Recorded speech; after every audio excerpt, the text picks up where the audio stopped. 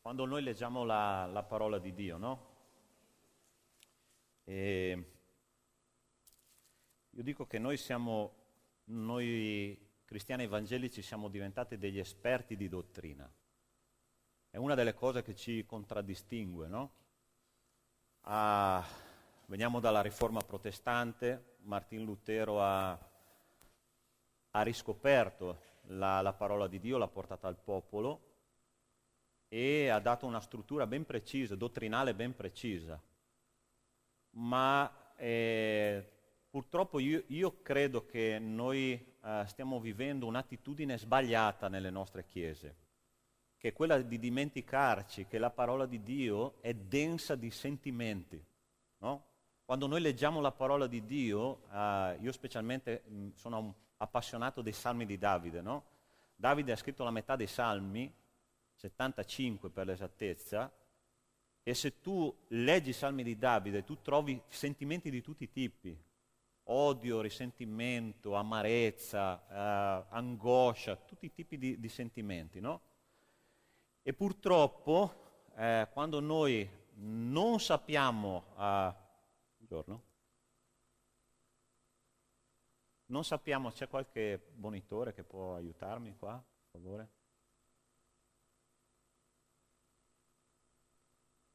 Okay. Quando noi non riusciamo a trattare con i sentimenti, quando noi non riusciamo a amministrare i sentimenti che si sviluppano durante la nostra vita ecclesiastica insieme, ci sono dei problemi. Ci sono dei problemi perché quando noi non trattiamo per esempio un sentimento, e stamattina parleremo proprio del sentimento dell'amarezza, no? L'amarezza è un sentimento terrificante, perché l'amarezza può spaccare una famiglia, può distruggere la stabilità di una chiesa, può far male talmente tanto al cuore che può veramente inquinare i sentimenti e l'anima di una persona. Quindi noi stamattina leggeremo la storia di un ragazzo, che era proprio un ragazzo, che è riuscito a trasformare l'amarezza in un punto di forza, no? In amore. E è una storia che mi appassiona, è la storia di Giuseppe, figlio di Giacobbe, che lui alla fine della sua esperienza traumatica di amarezza è riuscito a trasformare questa esperienza in qualcosa di veramente grande. Ma è ovvio che Dio ha dovuto fare un lavoro con lui e non è durato neanche pochi giorni, è durato degli anni.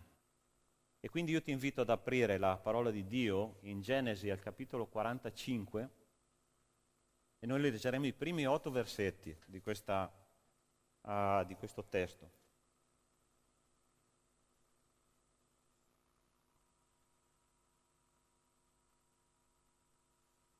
Genesi capitolo 45, i primi 8 versetti.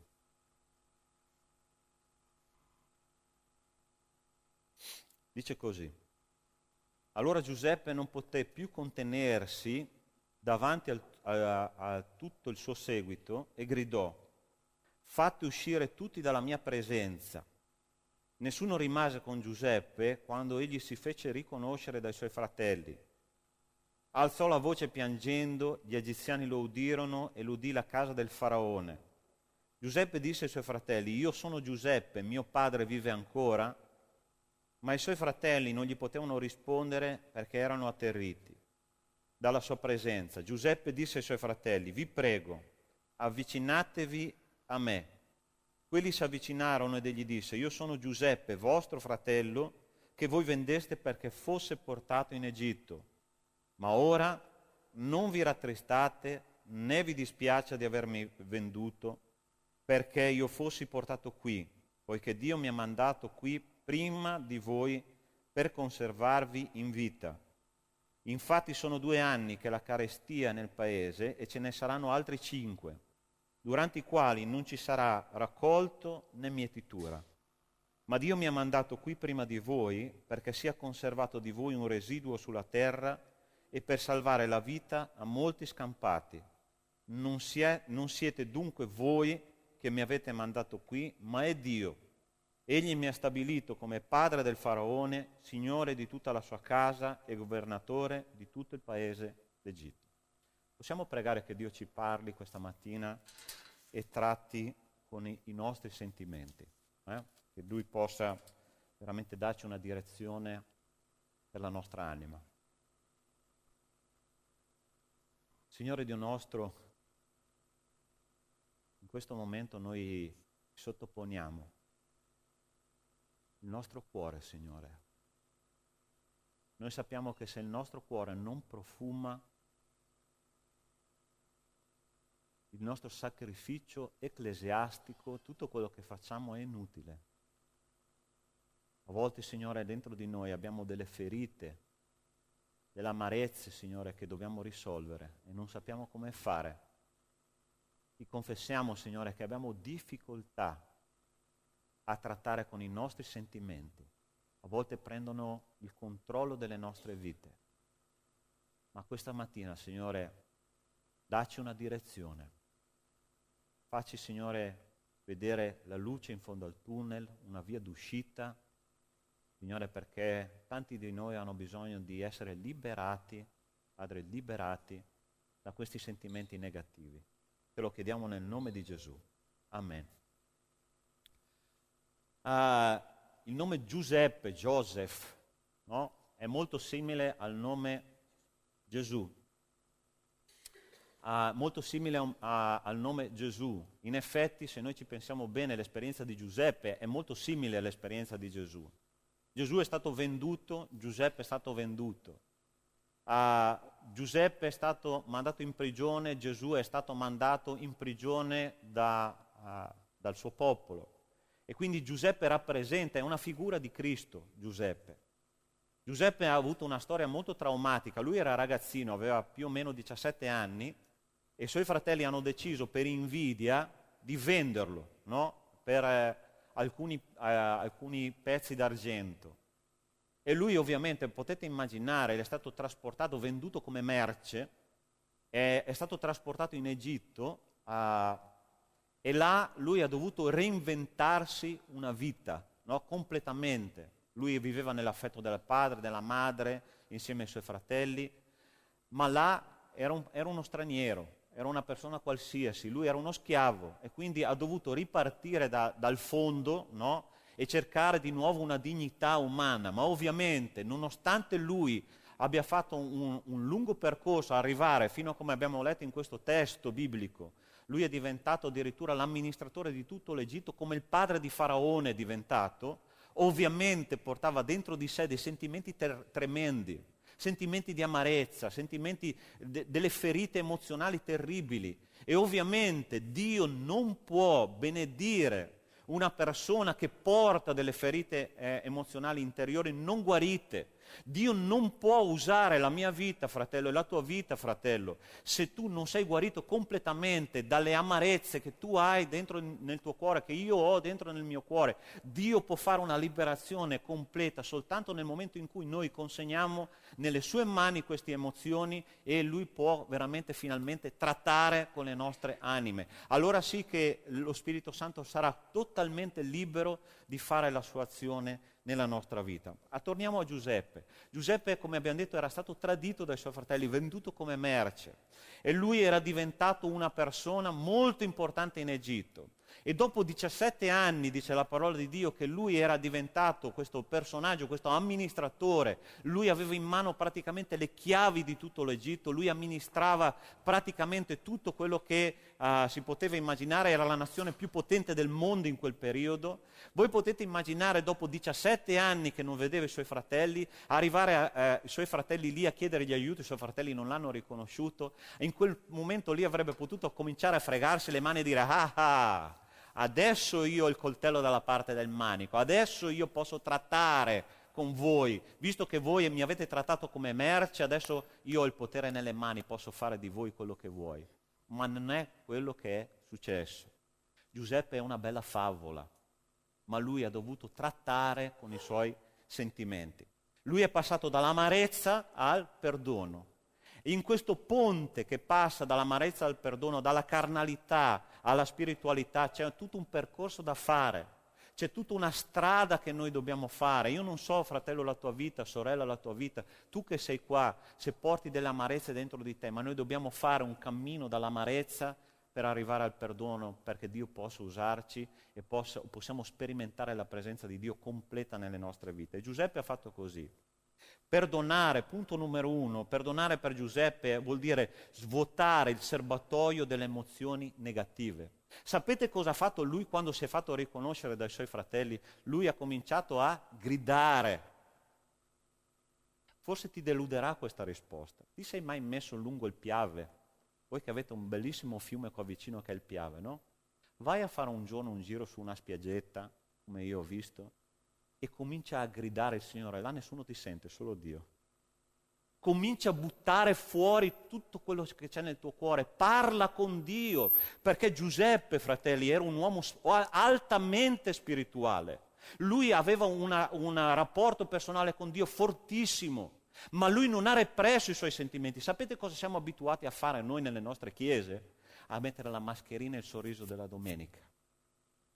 Noi entriamo nelle nostre chiese, abbiamo il nostro sorrisino, stringiamo la mano a tutti, cominciamo a cantare, alzare le mani, abbracciare i fratelli, ma la parola di Dio dice in Proverbi, il re più saggio del mondo, dice la parola di Dio che anche ridendo il cuore può essere triste. Tanti di noi hanno il sorriso stampato come Ronaldinho, no? Sulla bocca, ma dentro c'è un'amarezza che non si riesce a risolvere. Sapete cosa ha fatto Giuseppe con questa amarezza? Lui nella presenza di Dio ha cominciato a gridare. Sai che Gesù ha gridato? C'è scritto in Ebrei al capitolo 12, versetto 15, guarda cosa dice, no scusate, questo è un altro testo. Gesù ha gridato, non l'ho segnato qua, quando dice che Gesù con altre grida e lacrime ha chiesto a Dio di essere liberato dalla paura. Perciò se tu griderai alla presenza di Dio, nessuno ti criticherà, perché Gesù stesso ti capisce, perché Lui ha gridato per liberarsi dall'amarezza. Allora tu che sei qua, stamattina, che hai cercato fino ad oggi di fare che cosa? Di compensare la tua amarezza, i tuoi sentimenti con delle attività ecclesiastiche, no? Allora tu vieni in chiesa, cosa fai per non sentire i tuoi sentimenti? Ti impegni, no? Cominci a lavorare nella chiesa, non avere più tempo di lasciare alla testa, di ragionare. Ma questo non è il metodo che Dio ha scelto. Oppure puoi trasferire questa tua amarezza dove? Nella famiglia. Sapete quelle persone che stanno bene in chiesa, sorridono in chiesa, ma quando tornano a casa sono i King Kong della situazione. Hai mai visto persone così? Sento dei colpi di tosse.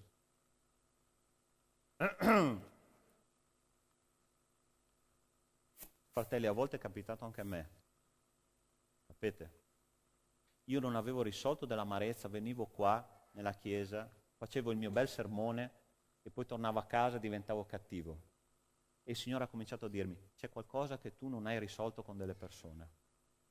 Sapete che anche i pastori peccano, sì? Lo sai tu, sì. Okay. Non male. C'è una chiesa matura, no? Che non vede il pastore come un angelo di Dio, senza sesso.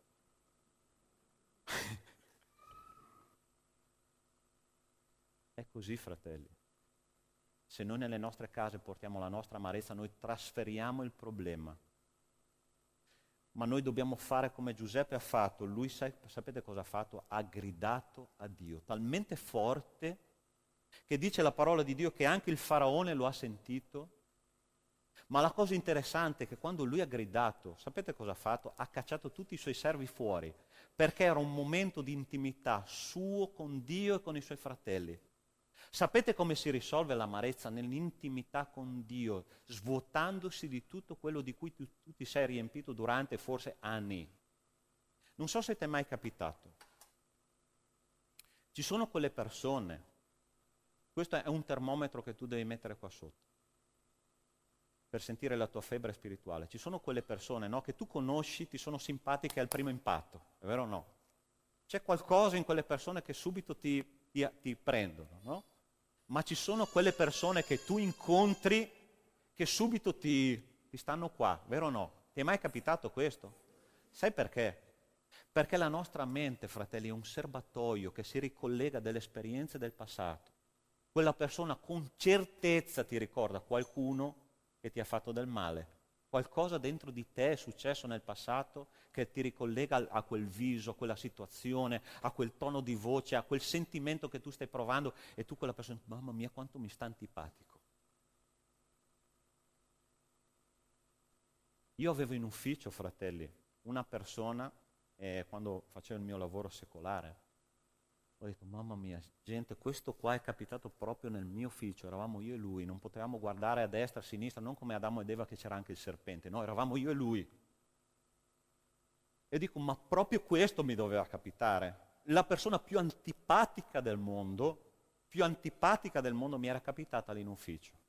E ho detto, Signore, cosa posso fare per avere un rapporto normale, a livello normale, con una persona, non con uno scimpanzé?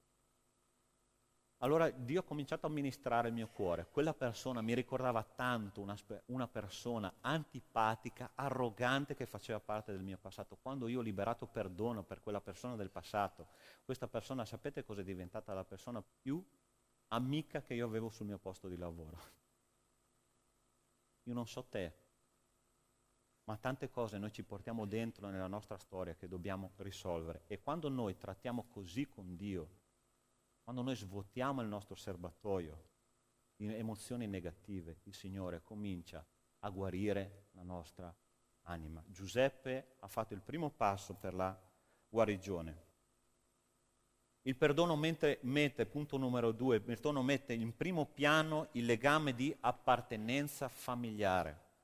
Sapete dove ci sono le maggiori ferite, le più grandi emozioni negative all'interno della famiglia? E c'è una fregatura per te e per me. E guarda che la Chiesa è chiamata la famiglia di Dio. È proprio lì che io e te cominciamo a subire delle ferite e anche a fare delle ferite. Un giorno un grande sociologo ha detto, tu moltiplica il numero delle persone che stanno insieme e tu moltiplicherai i problemi che ci sono. Le grandi città, per esempio, sono piene di problemi. Questo ragazzo che aveva subito una violenza da 11 fratelli, guarda cosa dice qua, al versetto 4. Giuseppe disse ai suoi fratelli, vi prego, avvicinatevi a me. Quelli si avvicinarono ed egli disse, io sono Giuseppe, vostro fratello. Guarda che potenza che c'è in queste parole. Quando noi subiamo o facciamo una violenza emozionale a una persona, cos'è che conta? Il legame che noi abbiamo. Nella Chiesa, quando io dico, quella persona mi ha fatto del male, ma quella persona è mio fratello. Che cosa forte, gente. Non so se questa parola esce troppo facilmente dalle nostre bocche, no? Fratello, sorella. Ci stiamo rendendo conto di quello che diciamo quando diciamo così? Ciò vuol dire che quella persona lì ha il tuo stesso sangue, è nella tua stessa casa, nella tua stessa famiglia, fa parte della tua storia. Io torno sempre a ripetere, quando sono arrivato qua a Treviso non conoscevo nessuno, 1 anno e mezzo fa circa, no? E tutte le volte dicevo, Signore, ma perché il Veneto? Per favore. Noi mantovani, c'è un segreto che vi dico, mio fratello è qua, oggi lo può testimoniare, noi mantovani cresciamo con l'istruzione che i veneti, in particolar modo i veronesi, ma i veneti in genere, sono delle persone spregevoli, ok? Ma è così. E quindi tu cresci con l'idea che i veneti, mamma mia, però c'è una cosa interessante, che mio figlio è nato a Legnago, quindi qualcosa ci doveva essere. Mi ha messo un veneto in casa.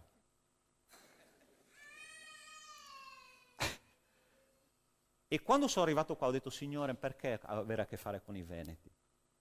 Vi posso dire una cosa, fratelli, che Dio ha spaccato diverse barriere. Perché oggi come oggi io ho più amici intimi qua a Treviso che non là a Mantova in tutta la mia storia ecclesiastica. Sai perché? C'è una cosa bella che il Signore, un'immagine bella nel Vecchio Testamento che ci dà. Vi ricordate il tabernacolo, no? Dove si adorava il Signore, questa grande tenda bianca dove il popolo di Israele entrava per andare ad adorare il Signore. E ogni arredo di questo tempio ha un significato spirituale ben preciso. I teli esterni bianchi di lino erano legati con degli anelli di argento. Questi teli rappresentano la Chiesa che protegge il patto di Dio che è nel centro del tabernacolo, che è l'arca. Sai cosa vuol dire nel mondo spirituale questo? Che io e te siamo legati dagli anelli d'argento. Ti ricordi con cosa è stato venduto il nostro Signore Gesù? Con l'argento. Gesù ha stabilito il nostro legame con degli anelli d'argento, con il prezzo del riscatto del suo sangue. Io non posso fare a meno di te come tu non puoi fare a meno di me. Perché il Signore ci ha legati. E quando Giuseppe ha visto questi suoi fratelli che gli avevano fatto del male, sai cosa ha realizzato lui? Io non posso fare a meno di loro perché sono miei fratelli. Il Signore ci ha legati insieme. Facciamo parte della stessa famiglia. Quando esce una persona di qua, dalla Chiesa, voi pensate che Dio non soffra? Soffre sì, ma noi tante volte facciamo, finalmente è uscito, quello che mi dava fastidio. Ma gente, Dio ci ha legati con il suo sangue, con degli anelli d'argento. E Giuseppe ha messo l'amarezza sotto questo, ha detto, non conta quello che loro mi hanno fatto, l'importante è che loro sono i miei fratelli. Sai cosa voglio sfidarti a fare oggi? C'è una persona che sicuramente ti ha fatto qualcosa nella Chiesa oggi. Ho già cominciato a vedere degli occhi che oggi tu andrai da quella persona, alla fine del culto, gli darai la mano e gli dici, io e te siamo fratelli, il Signore ci ha unito. Sai cosa porterà questo? Una grande guarigione nella nostra Chiesa. Una grande guarigione nella nostra Chiesa. E Dio comincerà a usare questa Chiesa in modo tremendo. Io sono sicuro. Ma noi dobbiamo fare come Giuseppe. Io sono Giuseppe, vostro fratello. Il perdono non è dimenticare. Il perdono è esattamente il contrario. Il perdono è ricordare.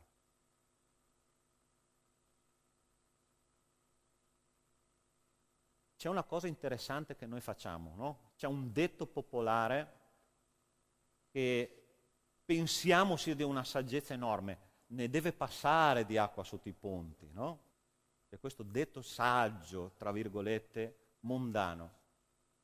Guarda che il Signore ci insegna in modo totalmente diverso. Anche Giuseppe ci aveva provato. Voglio leggerti questo testo che si trova un paio di capitoli prima.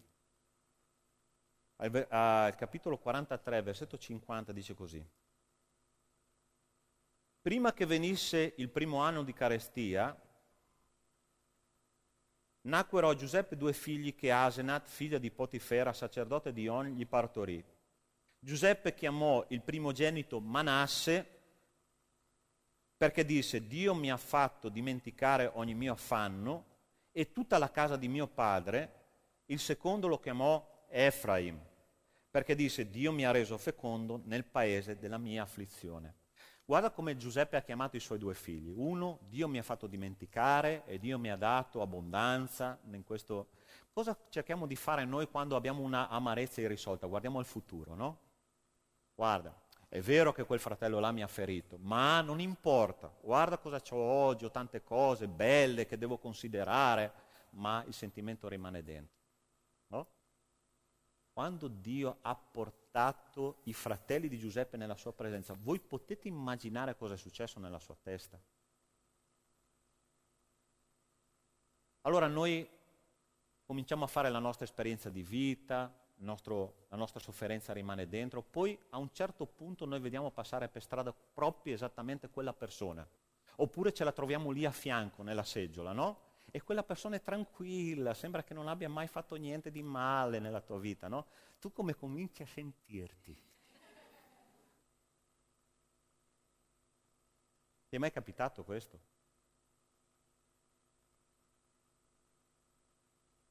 Giuseppe sapete cosa ha fatto? Ha dimenticato, ha cercato di dimenticare, ma a un certo punto ha detto, voi mi faceste del male, ma Dio ha usato tutto questo male per portare un grande piano nella mia vita e anche nella vostra vita.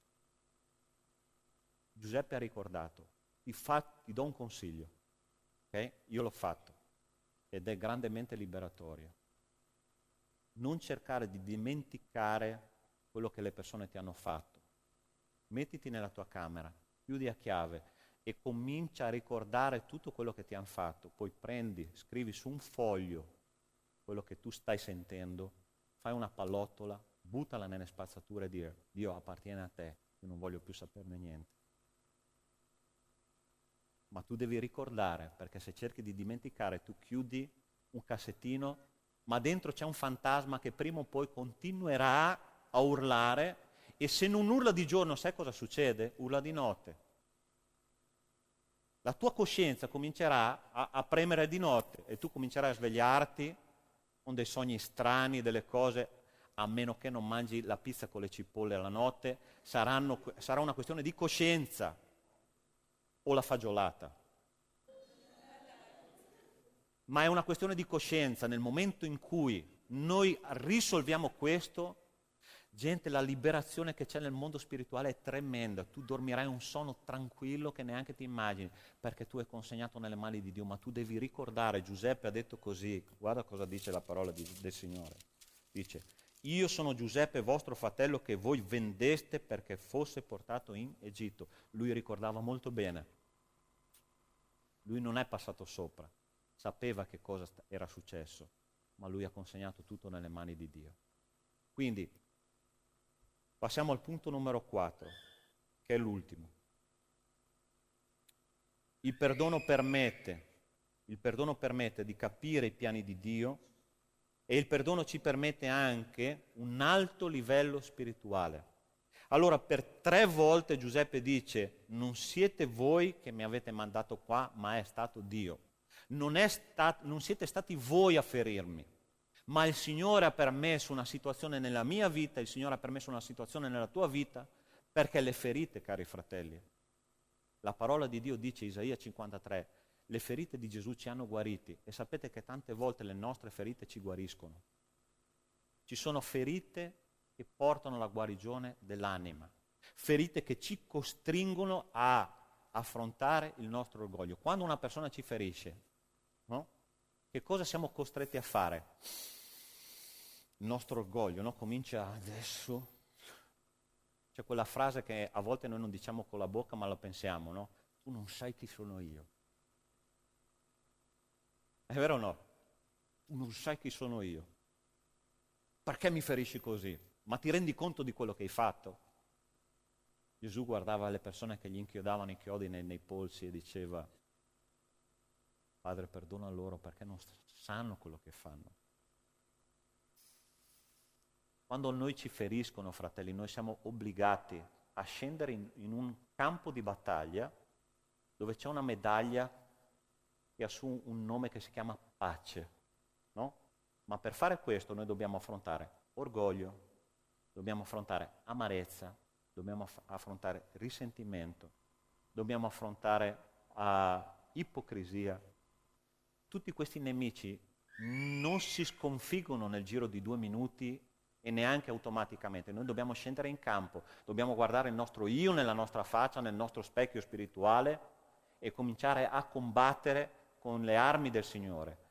Il Signore Gesù ha parlato soltanto di 2 caratteristiche del suo temperamento. Ti ricordi? Imparate da me che sono umile, mansueto di cuore. Una volta sola ha parlato del suo carattere. Ma queste 2 caratteristiche bastano per cambiare radicalmente le nostre vite. Giuseppe era una persona umile. Ha detto, non siete stati voi a ferirmi così. Il Signore ha permesso questo piano. E sapete che lui è diventato la persona più importante dopo il faraone in Egitto. Se tu vuoi essere una benedizione nella tua chiesa e per i piani di Dio nella tua vita, L'unica cosa da fare, fratello, sorella o amico che sei qua, è liberare il perdono. E lui ti porterà a un livello di spiritualità molto più alto. Io non so se il Signore ti ha portato qua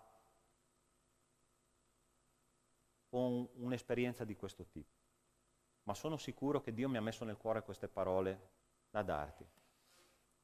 Dio ha trattato con la mia vita per tanto tempo con questo tipo di esperienza e mi ha dato liberazione. Ti posso assicurare che Dio ha anche per te questo. Tu vuoi essere libero dall'amarezza? Forse stai pensando al tuo marito, alla tua moglie, a un fratello della chiesa, a una persona, a un genitore. Quanti adolescenti hanno amarezza con i genitori? Quanti adolescenti hanno amarezza con i genitori perché non li capiscono? Ma Dio può liberarti da tutto questo. Giuseppe ci è riuscito, possiamo farcela anche noi. Io ti invito a chiudere i tuoi occhi questa mattina. Voglio pregare insieme a te.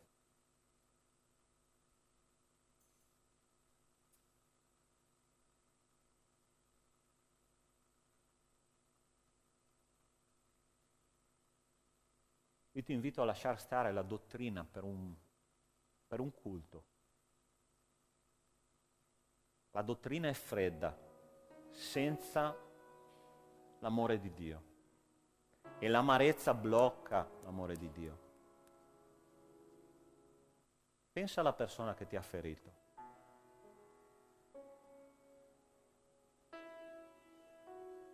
Può essere un responsabile ecclesiastico, una tua autorità spirituale, può essere un membro della tua famiglia, può essere un tuo vicino di casa, un collega di lavoro, non importa. Ricorda quello che lui ti ha fatto, lei ti ha fatto. Tutte le ferite che questa persona ha lasciato nella tua anima. E ricorda che Gesù ha subito molte più ferite di te. Quando noi abbiamo a che fare con i sentimenti facciamo fatica, perché il nostro orgoglio ce lo impedisce. Ma noi possiamo essere liberati da questo sentimento attraverso il sangue di Cristo. Giuseppe non aveva Cristo ancora, Cristo non era ancora nato. Ma Gesù per noi è la nostra pace. Signore, io sono sicuro questa mattina che Tu ci hai portato qua, Padre, con tante anime, Signore, che hanno bisogno di questo messaggio di liberazione spirituale. Mentre, Signore, Tu cammini in mezzo alla Tua Chiesa, io ti prego di portare la guarigione, Signore. Aiutaci a mettere da parte l'orgoglio questa mattina, Giuseppe l'ha fatto. Aiutaci a liberarci, a svuotare il nostro serbatoio di emozioni negative, Signore, Giuseppe l'ha fatto. Aiutaci, Signore, a fare un passo verso le persone che ci hanno ferito, Giuseppe l'ha fatto, e a vivere una vita totalmente libera di adorarti. Io chiedo a tutti quelli che hanno gli occhi chiusi, continuate con gli occhi chiusi, e se tu hai sentito che il messaggio di Dio era per te, come io ho sentito che era per me, per la mia vita, io ti chiedo di alzare la tua mano perché voglio pregare per te. Nel nome di Gesù, Dio ti benedica là dietro, Dio ti benedica, Dio ti benedica, Dio ti benedica, Dio ti benedica, Dio ti benedica, nel nome di Gesù. C'è qualcun altro? Dio ti benedica là dietro. Amen. Forse quella persona, tu pensi che non meriti il tuo perdono, è vero, forse non lo merita. Ma Gesù l'ha già perdonato e quindi noi non siamo superiori a Gesù. C'è ancora qualcuno che vuole la preghiera della Chiesa? Dio ti benedica qua sulla destra, Dio ti benedica qua davanti. Amen. Alziamoci tutti in piedi. Io invito già il gruppo di lode a venire qua e con un po' di sottofondo. Io chiedo a tutti coloro che hanno alzato la mano di venire qua davanti, vogliamo pregare insieme. Pregare perché il Signore possa completamente liberare le nostre vite dall'amarezza e vivere una vita piena col Signore. È facile, ma se tu hai vergogna fatti accompagnare, non importa.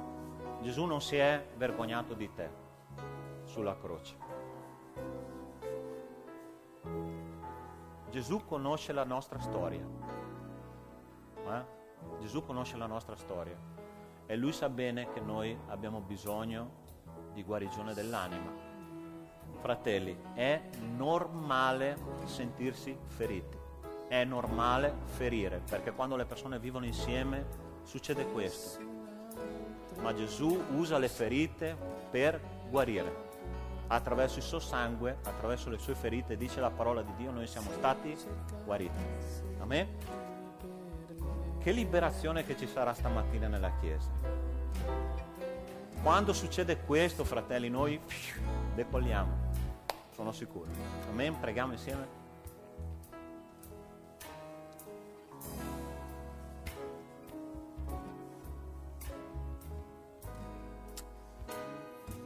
Signore,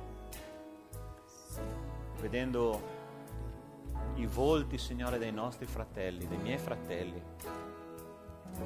sono sicuro, Signore, che Tu farai un'opera questa mattina. Padre, togli questi pesi, Signore, che forse da anni affliggono, Signore, le nostre vite. Aiutaci, Signore, a ricordare i volti delle persone che ci hanno fatto male. Aiutaci a ricordare le persone a cui noi abbiamo fatto male, Signore, ma porta perdono e guarigione in questo momento nel nome di Gesù, e che il sangue di Gesù possa liberare completamente i nostri sentimenti, Signore, da questa battaglia terribile per la nostra anima, Signore, e dacci una medaglia che si chiama pace, Signore, pace nell'anima. Signore, Gesù è la nostra pace. Che Tu possa, Signore, farci uscire da questa sala di culto questa mattina totalmente, Signore, leggeri, liberi di camminare con Te, liberi di servirti, liberi di amare le persone che stanno intorno a noi. Te lo chiediamo nel nome di Cristo Gesù. Amen e amen.